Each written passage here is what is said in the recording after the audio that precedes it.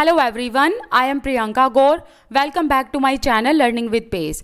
हम लोग class 6 history NCERT का चैप्टर नंबर 6 कर रहे हैं।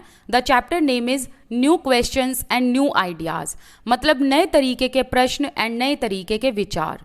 तो सबसे पहले यहाँ पर एक छोटी सी स्टोरी दी गई है अनंगा की, अनंगाज स्कूल ट्रिप।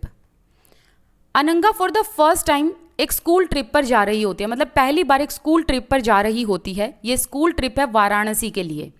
तो सभी बच्चे एंड टीचर्स ये एक ट्रेन पकड़ते हैं पुणे से, कहाँ जाने के लिए? वाराणसी जाने के लिए। पुणे कहाँ पर है? महाराष्ट्र में। महाराष्ट्र की कैपिटल क्या है? मुंबई। वाराणसी कहाँ पर है? उत्तर प्रदेश में। उत्तर प्रदेश की कैपिटल क्या है? लखनऊ। ठीक है। तो सभी जो टीचर्स एंड स्टूडेंट्स हैं वो पुणे से ट्रेन पकड़ते हैं वाराणसी जाने के लिए। अनंगा की जो मदर है वो भी अपनी डॉटर को स्टेशन पर सी ऑफ करने आती हैं और टीचर को कहती हैं कि बच्चों को बुद्ध के बारे में भी बताना एंड उन्हें सारनाथ भी लेकर जाना। सो दैट मीन्स अब हम यहाँ पर पढ़ेंगे बुद्ध और सारनाथ, इन दोनों का क्या कनेक्शन है, बुद्ध कौन थे, ठीक है, ये सारी चीज़ें अब हम यहाँ पर पढ़ेंगे। The story of the Buddha. Siddhartha also known as Gautam, the founder of Buddhism.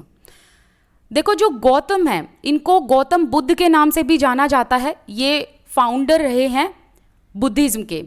Siddharth जो है, सिद्धार्थ इनका बचपन का नाम था, ठीक है, सिद्धार्थ इनका बचपन का नाम था एंड सिद्धार्थ को गौतम के नाम से भी जाना जाता है। ये बुद्धिज्म के फाउंडर थे। तो ये बहुत इंपॉर्टेंट क्वेश्चन पहला ही आ गया, ठीक है, ध्यान रखना कि जो सिद्धार्थ है वो इनका बचपन का नाम था, इन्हें गौतम बुद्ध के नाम से भी जाना जाता है क्योंकि ये बुद्धिज्म के फाउंडर थे, तो इसीलिए इनका नाम गौतम बुद्ध है। इनका जन्म हुआ लगभग कुछ 2500 साल पहले। अब 2500 साल पहले की बात करें तो उस टाइम पर लोगों की जिंदगी में रैपिड चेंज हो रहे थे। हमने ये सारे रैपिड चेंज चैप्टर नंबर 5 में पढ़े थे, जब हमने महाजनपदस के बारे में पढ़ा और हमने जाना कि महाजनपदस में किस तरीके से चेंजेस आ रहे थे। Some kings in the mahajanapadas were growing more powerful. Mahajanapadas के जो राजा थे वो काफ़ी ताकतवर होते जा रहे थे। नए नए शहर डेवलप हो रहे थे। इनफैक्ट शहरों की तो लाइफ चेंज हो ही रही थी, जो कंट्री साइड एरिया है वहां पर भी लोगों की जिंदगी चेंज हो रही थी। ये चीज़ आप चैप्टर नंबर 9 में पढ़ोगे जब हम ट्रेड के बारे में जानेंगे। Many thinkers were trying to understand these changes in the society. तो 2500 साल पहले जिस तरीके के चेंजेस सोसाइटी में, समाज में हो रहे थे, उन चेंजेस के बारे में बहुत सारे थिंकर्स जानना चाहते थे कि ये चेंजेस क्यों हो रहे हैं। And they also wanted to try and find out the true meaning of life. And इन थिंकर्स को ये भी जानना था कि जो ये जीवन है, जो लाइफ है, इसका ट्रू मीनिंग क्या है, इसका सही में अर्थ क्या है, अगर हम इस धरती पर हैं तो क्यों हैं, क्या रीज़न है। तो इन सब चीज़ों के बारे में ये जानना चाहते थे। अब देखो थिंकर्स कौन थे? थिंकर्स को हम कहते हैं फिलोसोफर या वाइज पीपल, बुद्धिमान लोग, जिनमें से एक अभी हम पढ़ेंगे बुद्ध के बारे में। वैसे तो बुद्ध के बारे में ये कहा जाता है कि ये विष्णु के अवतार थे, लेकिन अलग अलग टाइम पर अलग अलग थिंकर रहे हैं। तो 2500 साल पहले जो थिंकर थे उन्होंने ये चीज़ें जानने की कोशिश की, इस जीवन का महत्व क्या है, ये जीवन क्या है, लाइफ का ट्रू मीनिंग क्या है, लोगों को दुख सुख क्यों आते हैं, ये सारी चीज़ें ये लोग जानना चाहते थे। एंड जैसा कि मैंने कहा कि हर एक टाइम पीरियड में अलग अलग थिंकर्स आए, तो आपने स्वामी विवेकानंद जी का नाम भी सुना है, महात्मा गांधी का नाम भी सुना है, राइट। सो ये सब बड़े बड़े थिंकर रहे हैं। The Buddha belonged to a small gana known as Sakya gana. देखो अगर आपको लास्ट चैप्टर याद हो तो हमने लास्ट चैप्टर में जब वज्जी का टॉपिक किया था तो उसमें हमने ये जाना था कि बुद्ध एंड महावीर ये गण से बिलोंग करते थे, गण और संघ, ठीक है। तो बुद्ध जो है ये एक स्मॉल गण से बिलोंग करते थे, उस गण का नाम था साक्य गण। ध्यान रखना इंपॉर्टेंट है, साक्य गण। बुद्ध कौन थे? ये एक क्षत्रिय थे। अब क्षत्रिय थे ये कैसे पता चला? देखो लेटर वैदिक पीरियड में सभी लोगों को प्रीस्ट ने वर्ण सिस्टम में बांटा हुआ था। तो जो रूलर्स थे वो सेकंड वर्ण में थे एंड रूलर्स जो हैं वो क्षत्रिय थे। तो इसीलिए बुद्ध जो है वो एक क्षत्रिय थे, इनके पिताजी एक बहुत बड़े राजा थे। When he was a young man, he left the comfort of his home in search of knowledge. Buddha ने बहुत ही छोटी उम्र में अपने घर को त्याग दिया था, घर से बाहर ये कठिनाई के दौर पर निकल चुके थे और अपने घर के जो सारे कंफर्ट है वो इन्हें छोड़ दिए थे. रीज़न क्या था? इन सर्च ऑफ नॉलेज, मतलब ज्ञान बटोरने के लिए, ज्ञान की खोज में ये घर से बाहर निकल गए थे. अब यहाँ पर यंग एज लिखा है, लेकिन कौन सी एज में ये गए थे अपना घर छोड़कर? 29. अब जब ये अपना घर छोड़कर बाहर गए और इन्होंने ज्ञान को खोजने की कोशिश की तो ये काफ़ी इधर उधर भटके भी काफ़ी साल तक. ही वेंडर्ड फॉर सेवरल ईयर्स, यहाँ से वहाँ ये काफ़ी भटके. इनको बीच में बहुत सारे थिंकर्स मिले जिनके साथ इन्होंने मीटिंग की, उन थिंकर्स के साथ इन्होंने डिस्कशन भी किया बहुत सारी चीज़ों पर. But he finally decided to find his own path to realisation and meditated for days on end under a peepal tree at Bodh Gaya इन बिहार. अब जब ये ज्ञान की खोज में निकले तो ये यहाँ वहाँ बहुत सालों तक भटके और इनको बहुत सारे थिंकर्स भी मिले, पर इन्होंने कहा भाई ज्ञान तो मुझे अभी भी नहीं मिला. तो इन्होंने क्या करा? इन्होंने फाइनली डिसाइड किया कि ये खुद ही रियलाइजेशन करेंगे, खुद ही ज्ञान की खोज करेंगे. तो इन्होंने क्या करा? इन्होंने मेडिटेशन किया. कहाँ पर? बोध गया में एक पेड़ था, पीपल का पेड़. हालांकि इस पीपल के पेड़ को बोध के नाम से जाना जाता है.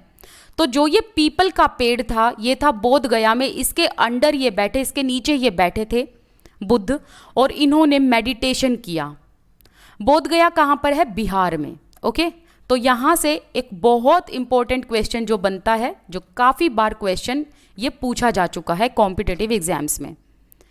वेयर ही अटेंड एनलाइटनमेंट, मतलब इस पीपल के पेड़ के नीचे इनको एनलाइटनमेंट की प्राप्ति हुई थी. एनलाइटनमेंट मतलब कि एक ज्ञान का भंडार इनको यहाँ पर मिला था. So after that he was known as Buddha और वाइज मैन. तो उसी के बाद इनको जाना जाने लगा बुद्ध, और एक बुद्धिमान जो पर्सन होते हैं उनको हम बुद्ध कहते हैं. सो ही देन वेंट टू सारनाथ. फिर ये कहाँ गए? ये सारनाथ गए. इनको यहाँ पर ज्ञान की प्राप्ति हो चुकी थी, फिर ये घूमते फिरते सारनाथ गए.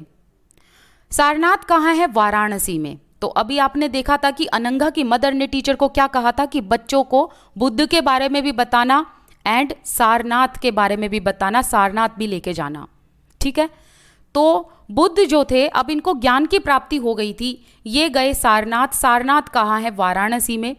Where he taught for the first time. तो इन्होंने अपना लेक्चर फर्स्ट टाइम डिलीवर कहाँ किया था? सारनाथ में. इंपॉर्टेंट क्वेश्चन है. तो पहली बार इन्होंने अपने ज्ञान को, ठीक है, ये अपने ज्ञान को इन्होंने डिलीवर किया, टीच किया. कहाँ पर? सारनाथ में for the first time. He spend the rest of his life travelling on foot. इन्होंने अपनी सारी जिंदगी पैदल चलते चलते बिताई, पैदल चलते रहे ये. Going from one place to another, एक जगह से दूसरी जगह. टीचिंग पीपल, लोगों को ज्ञान दिया. Till he passed away at Kushinara, जब तक इनकी डेथ नहीं हो गई थी तब तक. कुशीनारा में जो है ही पास्ड अवे, एंड तब तक इन्होंने till the end of his life इन्होंने लोगों को ज्ञान दिया. एक जगह से दूसरी जगह ये ट्रैवल करते थे, लेकिन ध्यान रखना अपने पैरों से चलकर ये जाते थे, किसी वाहन का प्रयोग ये नहीं करते थे. अब मैं यहाँ पर छोटी सी आपको ना गौतम बुद्ध की स्टोरी सुनाती हूँ, और आप मतलब आप इस स्टोरी के साथ रिलेट करोगे इस पूरे पैराग्राफ को, थोड़ी एक्स्ट्रा नॉलेज भी हो जाएगी आप लोगों के लिए. गौतम बुद्ध के जो फादर थे ये बहुत बड़े राजा थे, चाहते थे कि इनके बाद पूरी विरासत इनका बेटा संभाले. गौतम बुद्ध का बचपन का नाम सिद्धार्थ था. इनके मदर का देहांत बहुत ही जल्दी हो गया था. तो हुआ ये था कि इनके फादर ने इनको बहुत ही प्यार से, बहुत ही शान और शौकत और बहुत ही लाड प्यार से पाला था. तो गौतम बुद्ध के फादर ने ना कभी अपने बेटे के आसपास दुख तो मंडराने ही नहीं दिया, और जिंदगी की जो कड़वी सच्चाई है उससे बिल्कुल प्रे होकर अपने बच्चे को इन्होंने पाला था. तो गौतम बुद्ध को ना तो बीमारी के बारे में पता था, ना ये पता था कि बुढ़ापा क्या होता है, ना ये पता था कि मृत्यु क्या होती है. ठीक है, दुख के बारे में तो पता ही नहीं था गौतम बुद्ध को, क्योंकि इनके फादर ने इनको बहुत ही लाड प्यार शानो शौकत से पाला था. गौतम बुद्ध के फादर चाहते थे कि गौतम बुद्ध के आसपास बस खुशियां रहें, दुख मंडराए ही ना. और इनकी शादी बहुत जल्दी हो गई थी, 16 साल की उम्र में, और इनको बेटा भी हुआ था। अब देखो हुआ क्या, जब ये 29 साल के थे तो ये महल में किसी को बिना बताए अपने सारथी के साथ बाहर निकले। सारथी कौन होता है? जो चैरियटियर होते हैं, जो चैरियट चलाते हैं, रथ चलाते हैं जो। तो ये अपने साथ सारथी को लेकर गए बाहर। तो इन्होंने ना रास्ते में बहुत सारी चीज़ें देखी जिससे ये काफ़ी ज़्यादा चौंक गए थे। पहला इन्होंने देखा कि एक व्यक्ति बहुत बूढ़ा हो चुका है, काफ़ी ओल्ड था। तो इन्होंने अपने सारथी से पूछा कि ये व्यक्ति कौन है। सारथी ने कहा ये व्यक्ति बूढ़ा है, इसीलिए ये झुककर चल रहा है। तो अब गौतम बुद्ध ने कहा कि क्या बुढ़ापा सबको आता है? तो सारथी ने कहा बिल्कुल सबको आता है।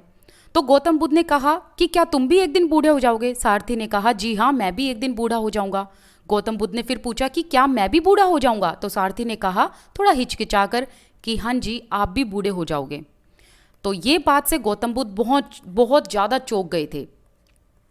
अब ये आगे गए तो आगे इन्होंने एक बीमार आदमी देखा जिसको कोई डिजीज हो रखी थी। अब गौतम बुद्ध को तो बीमारी के बारे में पता नहीं था, तो इन्होंने सारथी से पूछा कि इस व्यक्ति को क्या हो रखा है। सारथी ने कहा कि ये व्यक्ति बीमार है। तो गौतम बुद्ध ने कहा कि क्या सब लोग बीमार हो जाते हैं? तो सारथी ने कहा कि एक टाइम पर आकर सभी लोग बीमार हो जाते हैं, ह्यूमन बीइंग है तो कोई ना कोई बीमारी तो हमें हो जाती है। तो गौतम बुद्ध ने कहा कि क्या तुमको भी ये कोई ना कोई बीमारी हो सकती है? तो सारथी ने कहा बिल्कुल। अब गौतम बुद्ध का फिर से क्वेश्चन ये आया कि क्या मुझे भी कोई बीमारी हो सकती है? तो सारथी फिर से थोड़ा सा हिचकिचाकर बोला जी हाँ। ठीक है, तो सारथी सारी की सारी उसको सच्चाई बता रहे थे। अब फिर आगे चलते गए तो ऑलरेडी इन दोनों बातों ने गौतम बुद्ध को बहुत चौंका दिया था। अब तीसरा क्या हुआ, इन्होंने ना एक डेड बॉडी देखी, एक मृत इंसान को देखा, और उस मृत इंसान के पास इन्होंने देखा कि लोग जो हैं वो उसको 4 कंधों पर लेकर जा रहे हैं, लोग रो रहे हैं। तो गौतम बुद्ध ने अपने सारथी से पूछा कि ये क्या हो रहा है? सारथी ने कहा कि ये इंसान मर गया है और जो मर जाते हैं वो वापस कभी नहीं आते, और इसीलिए इसके जो इमीडिएट फैमिली मेम्बर्स हैं जो इससे बहुत प्यार करते हैं वो रो रहे हैं क्योंकि उन्होंने उसको खो दिया है। तो अब ये बात सुनकर जो है गौतम बुद्ध बहुत ही ज़्यादा एस्टोनिश हो गए, बहुत ज़्यादा चौंक गए, क्योंकि इनको तो यही नहीं पता था कि मृत्यु क्या होती है। तो इन्होंने कहा कि क्या तुम भी एक दिन मर जाओगे? तो सारथी ने कहा बिल्कुल, मैं भी एक दिन मर जाऊंगा। फिर इन्होंने कहा कि क्या मैं? तो इतने में सारथी ने कहा कि एक दिन सबको मरना है। अब इतनी बातों ने ऑलरेडी गौतम बुद्ध को इतना चौंका दिया था, तो इन्होंने क्या देखा? आगे जाते गए तो इन्होंने एक सन्यासी को देखा, एक सेंट को देखा। अब इन्होंने कहा कि ये कौन है? तो सारथी ने कहा ये है एक सन्यासी जिसने वैराग्य ले रखा है, ये समाज से परे रहते हैं, ये ना तो कभी सुखी, मतलब ना तो ये कभी किसी ऐसा, अगर इनके आसपास कुछ दुख आता है तो ना तो ये दुखी होते हैं, ना इनके अंदर कोई मोह माया है। ठीक है, तो ये हमेशा एक ही स्वभाव में रहते हैं, इनको किसी से कोई फर्क नहीं पड़ता। इसके अलावा अगर इनको भूख लगती है तो ये भीख मांगकर, बैगिंग करके खाना खाते हैं और अपना पेट भरते हैं। तो जो सेंट लोग हैं, ये जो संत महात्मा हैं, ये दुनिया से बिल्कुल परे, दुनिया की मोह माया त्याग कर समाज से परे जीते हैं। तो अब जैसे ही गौतम बुद्ध ने ये सारी चीज़ें जानी, तो गौतम बुद्ध अब यहाँ पर जानना चाहते थे कि जिंदगी के, जीवन के ट्रू मीनिंग क्या है। देखो ये ट्रू मीनिंग ऑफ लाइफ। तो इसीलिए इन्होंने 29 साल की उम्र में अपना घर बार छोड़ दिया था, और ये ना जीवन की सच्चाई को जानना चाहते थे, क्योंकि इन्होंने देखा कि ये तो महल में रहते हैं बहुत ही शानो शौकत से, लेकिन जैसे ही बाहर गए तो इन्होंने देखा कि लोग कितनी सफरिंग में हैं, लोग कितने दुखी हैं, लोगों को बीमारियां हैं, लोग मर रहे हैं। तो इसीलिए ये ज्ञान की खोज में बाहर निकले, और बीच में ये बहुत सालों तक घूमे फिरे। इन्होंने योगा सीखा, मेडिटेशन सीखा। फिर एक दिन क्या हुआ कि इन्होंने खुद मेडिटेशन किया, क्योंकि ये रियलाइजेशन करना चाहते थे, खुद अपने पाथ को ढूंढना चाहते थे। इन्होंने इनफैक्ट भगवान की सर्च के लिए भी देखा कि भगवान कहाँ है, मतलब भगवान की खोज की। बाद में इनको पता चला एवरी ह्यूमन इज गॉड, कि हर इंसान के भी अंदर जो है भगवान होता है। तो ये सब चीज़ें जो है ये जानना चाहते थे, तो इन्होंने मेडिटेशन किया और फिर बाद में इनको एनलाइटनमेंट मिला, ज्ञान की प्राप्ति हुई। और इन्होंने सारनाथ में अपना पहला लेक्चर दिया था और ये एक जगह से दूसरी जगह पैदल चलकर जाते थे। इनका देहांत हुआ कुशीनारा में। तो ये चीज़ थोड़ी सी आप ध्यान रखना। यहां पर बुद्ध ने अपनी टीचिंग बताई है। The Buddha taught that life is full of suffering and unhappiness. Suffering का मतलब होता है कठिनाइयां, डिफिकल्टीज। अनहैप्पीनेस का मतलब होता है दुख। तो बुद्ध कहते हैं कि हमारा जीवन कठिनाइयों से एंड दुखों से भरा हुआ है। ठीक है, तो बुद्ध यहाँ पर कहते हैं कि हमारा जीवन जो है ये सफरिंग एंड अनहैप्पीनेस से इसीलिए भरा हुआ है because we have cravings and desires. क्योंकि हमारे जीवन में हमें और ज़्यादा पाने की चाहत होती है, हमारे मन में क्रेविंग्स होती हैं, डिज़ायर्स होती हैं। क्रेविंग्स का मतलब होता है लालसा, डिज़ायर्स का मतलब होता है चाहत, कि हमें और ज़्यादा पाने की लालसा रहती है, और ज़्यादा पाने की चाहत रहती है। एंड बुद्ध कहते हैं समटाइम्स ऐसा होता है that often these desires, these cravings can not be fulfilled, कि ये पूरी नहीं हो पाती। तो क्या होता है उससे, जब हमारी क्रेविंग्स, हमारी डिज़ायर्स पूरी नहीं होती ना, हमारे जीवन में डिफ़िकल्टीज एंड दुख आ जाते हैं।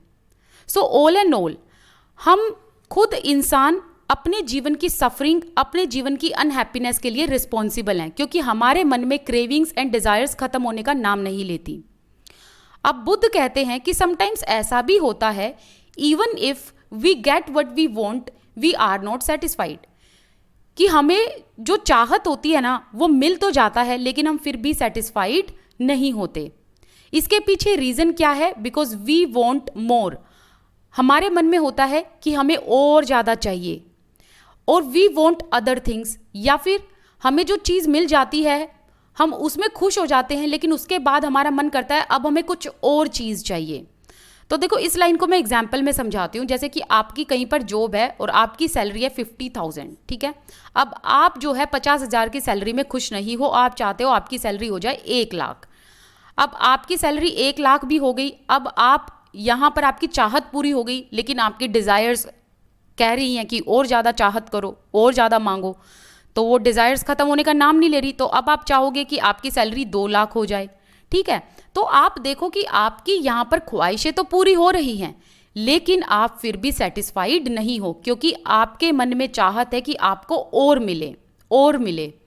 या फिर ये होता है कि हमें दूसरी चीज़ें चाहिए होती हैं। जैसे कि सपोज करो आपकी ये सैलरी की मनोकामना जो है वो पूरी हो गई भाई, हाँ, आपको अच्छी सैलरी मिल गई, लेकिन अब भी आपके अंदर सेटिस्फैक्शन नहीं है, क्योंकि अब आप चाहते हो आपकी पोस्ट भी बढ़े। अब आप पोस्ट बढ़ गई, फिर आप चाहोगे कि आप कंपनी के सीईओ बन जाओ, ठीक है।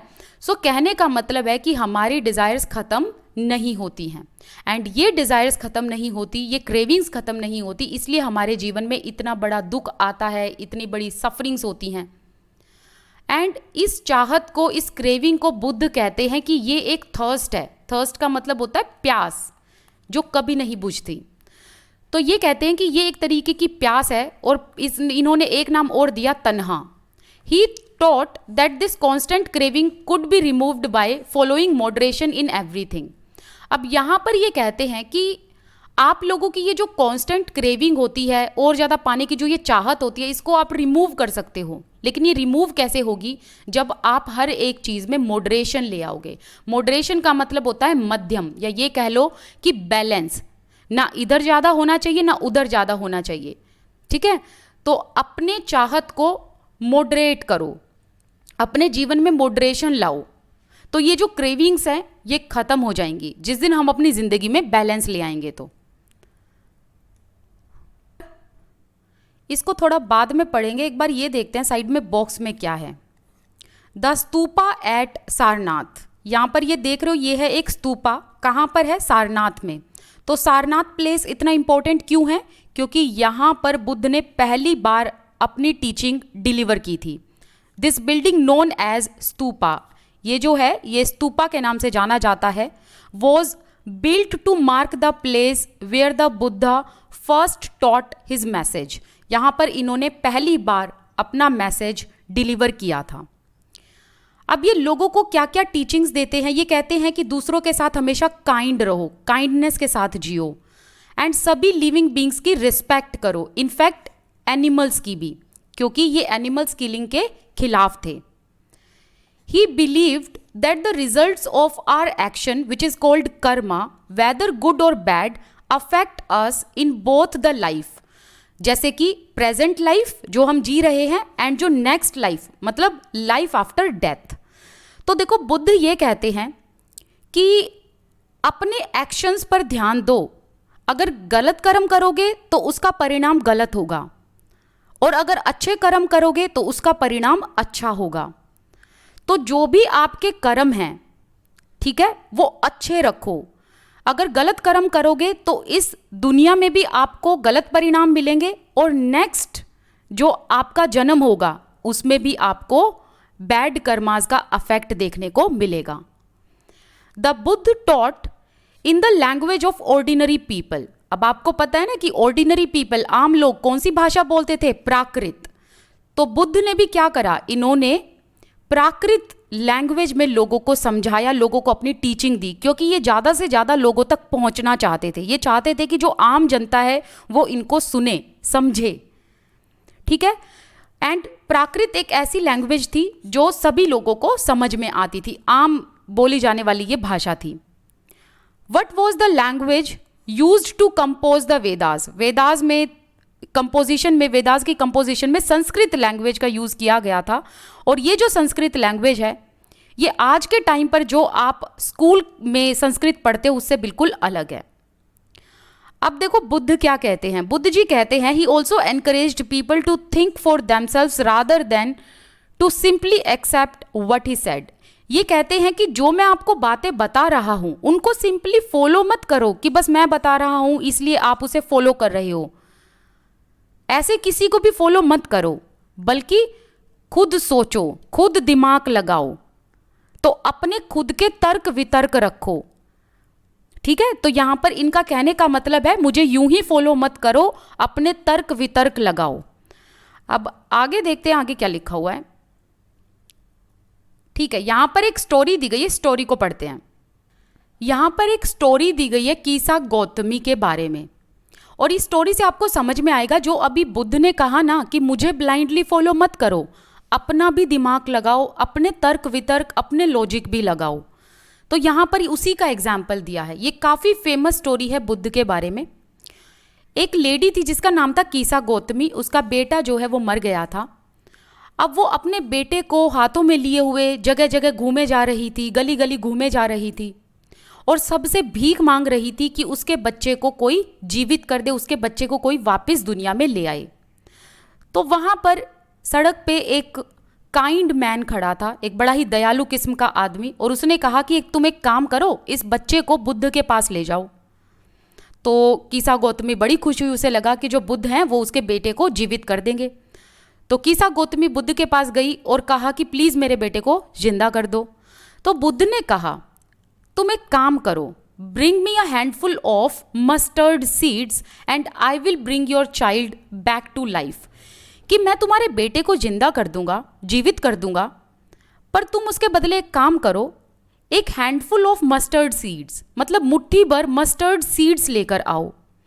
अब इतना सुनते ही कीसा गौतमी बहुत खुश हुई, लेकिन बुद्ध ने ये कहा एकदम से कि मस्टर्ड सीड्स ऐसी जगह से लेकर आने हैं, ऐसे घर से जहां पर कोई भी मेंबर ना मरा हो. ठीक है, यहां पर बुद्ध ने क्या कहा कि मस्टर्ड सीड्स ऐसे घर से लेकर आने हैं. कंडीशन ये है कि मस्टर्ड सीड्स ऐसे घर से लेकर आने जिस घर में से कोई भी फैमिली मेंबर आज तक मरा ना हो. अब कीसा गौतमी अपने बेटे के चक्कर में door to door, street to street घूम रही है, लेकिन वो जहां भी गई उसने ये पाया कि हर घर में कोई ना कोई तो मरा हुआ था. फादर, मदर, किसी की सिस्टर, किसी का ब्रदर, किसी का हस्बैंड, किसी की वाइफ, किसी का child, uncle, aunt, grandfather, grandmother had died. तो कीसा गौतमी ने देखो यहां पर क्या पाया कि जो मृत्यु है ना ये सभी को आनी है. तो यहां पर आप देख रहे हो कि बुद्ध ने जो है उसे समझाने के लिए कितना बड़ा एक ऐसा एक एग्जाम्पल दिया, जिससे कीसा गौतमी को खुद समझ में आ गया कि उसका बेटा जीवित नहीं हो सकता. जीना और मरना ये तो होगा, ये तो लाइफ साइकिल है। और कीसा गौतमी जब डोर टू डोर गई तो उसने वाकई में ये पाया कि हर घर में किसी न किसी की तो डेथ हो ही रखी थी। So now what was the Buddha trying to teach the sorrowing mother? यहाँ पर बुद्ध इस दुखी माँ को क्या समझाना चाहते थे? ये समझाना चाहते थे कि एक ना एक दिन सभी की मृत्यु होगी। ठीक है, सो हमारा जो ये अभी का जो टॉपिक है वो हमारा कंप्लीट होता है। उपनिषद के बारे में हम नेक्स्ट टॉपिक में बात करेंगे।